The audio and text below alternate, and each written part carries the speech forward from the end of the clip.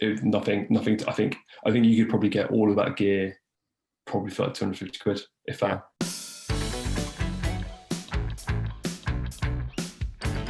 But now I want to talk about your Instagram account. So okay, yeah. it's at Just Ordinary Travelers if anyone wants to go back and have a look. But I loved following your trip. Just it was wanderlust basically from home. Obviously, we only met on that one occasion, but I kind of felt like I was following you as a couple around it. Where did that idea come from?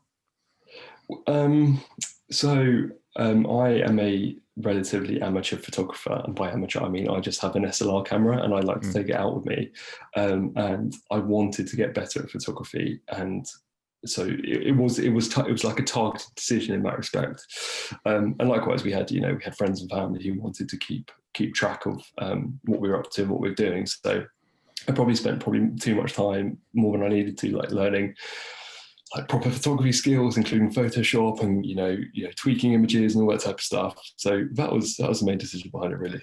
Because some of the self-improvement. Yeah, I was going to move on to the improvement, because genuinely, when I was looking back today to get an idea of the content which you took whilst you're out there, the improvement is really evident as you go from the start all the way through.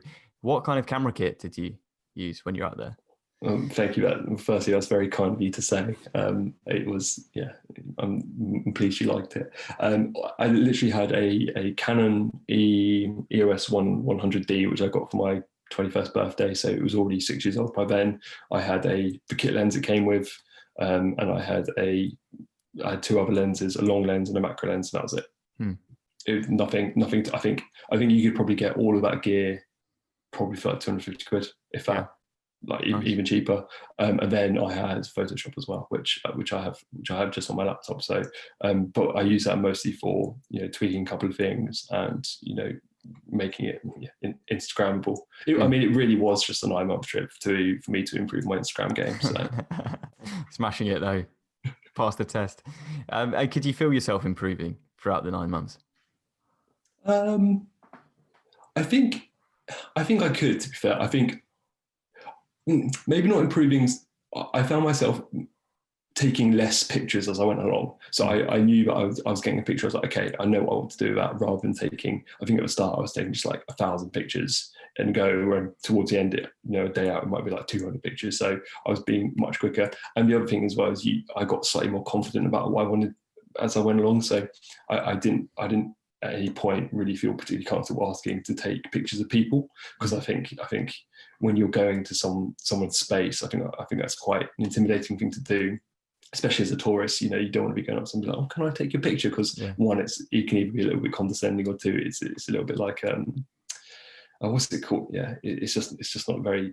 I don't feel that comfortable doing it. But as I got along, I felt more comfortable either taking like candid pictures of people, or going up to people and asking them to take pictures. And I think there's one I have of a monk in Beijing, staring out of his window, watching a sort of a procession go past. And I think it's one of the only pictures we have on our walls from our trip. And I absolutely love it, because it's a real candid moment. And he obviously, I don't think he was aware of us taking it, but it was which probably isn't worse than actually asking if you wanted me to take it in the first place. But it was at that point I was like, okay, actually this I'm quite happy with this and where it's got to.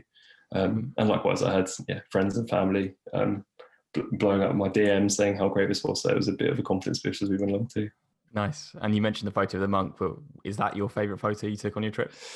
No, the favourite photo I took on my trip was, and this is actually going to be a little bit soppy, but it's the picture of my wife with her engagement ring on in Times Square. Well, not Times Square, it was at Rockefeller Center, because we got engaged on our last night of the trip, which was again another complication to kind of plan.